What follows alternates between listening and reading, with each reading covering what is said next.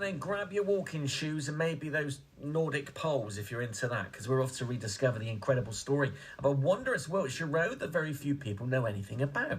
For 2,000 years, the North Wessex Way was the main route from Oxford through to Bristol until it became, well, the forgotten road in many ways.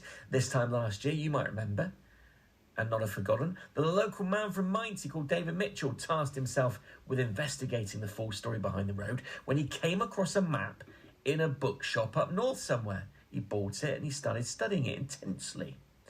And a year on, he said, "Ben, I think it's time we did some more walking because I've done some more digging."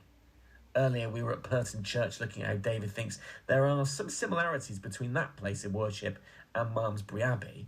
Well, now we've driven to the spot near Pavenhill in Purton, on the edge of the town, where David is convinced there was once not just one, but two bypasses. We are down here somewhere. So there's the Purton Church there. There's the High Street. So, David, this is the original map your wife bought you? Yes, that's right. Yeah. So a small section of that printed out, yeah. Now, it shows that obviously the route follows up through Purton, down Pavenhill there. That's Packhorse Corner there. But it also showed that there's a bypass that ran round the town. Now, if you didn't want to have to go up the hill into Purton and all the way across and down, you'd have had a bypass. Because I was going to ask you that, was there a massive need for something like a bypass in the days of carriages and horse and carts and...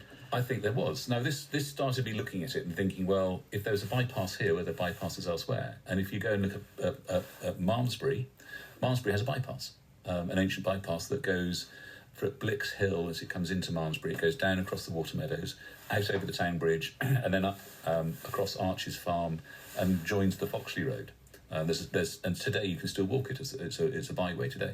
And they only come about in the need for a second outlet because of increased traffic then. So it kind of shows how busy it was. I think it's types of traffic. I think it was, if you were driving a pack horse train with 10 or 12, 14 horses, or you had a big ox cart, or you had a herd of sheep or a flock of sheep or whatever, you wouldn't want to have to go up the hill into the town, through the narrow streets and then down the hill. You'd want to go around the edge of the town. So here you have probably the first ever mapped bypass anywhere in the country. This is a map from 1770s. But you can see here, this red line, as we follow it round, is the route that was marked on the Ogleby map. But there's another one nearer in, further up the hill, this green line, which is what we're looking at here. You can still walk around this today. Now, it's further up the hill. This outer bypass to the north of Purton is through fairly boggy low land, and it would flood and be probably impassable for much of the year. Whereas this route goes round the bottom of Pavenhill, just up from the sort of the boggy ground, and goes all the way round. When you look out the window at the moment, you can see just a field, but it's overgrown over the years. But this is what it would have looked like once, and you can see it's a wide open, very straight strip going across Purton Common, and it carries on. Now, the really interesting thing is, and we'll get out in a minute and we'll walk up to the field, all along this very long, sort of narrow strip of field, there are stones embedded in the ground, which leads you to think that at one stage this would have been some sort of paved road round the edge of the hill. Now, if you think about the name of this hill is called Pavenhill, is it called Pavenhill because the road round the edge of it was paved? There's one to ponder next time you're driving your modern day car down Pavenhill. Yeah, I just look at this and the distances involved, and I just think it was just hard work getting everywhere, wasn't it?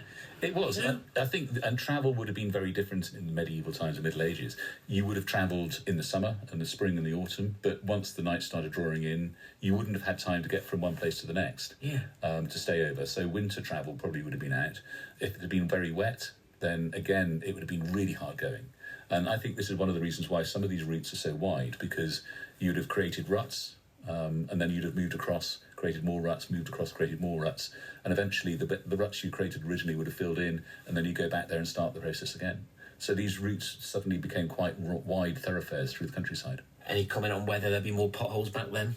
I would imagine. Or rut holes. I would imagine they were probably even worse than they are today. No app from Wiltshire Council to report them, eh, David? Not in those days. Didn't have the App Store, did you? All those hundreds of years ago. Isn't it fascinating? You know it is. Purton Bypass chat on breakfast. Look, the website is something extraordinary, actually, that David's put together. You might want to check it out, northwessexway.co.uk. I was having a little mooch the other day, and you scroll down and down, so many different articles on there about all the different facets of the road that he's fascinated by.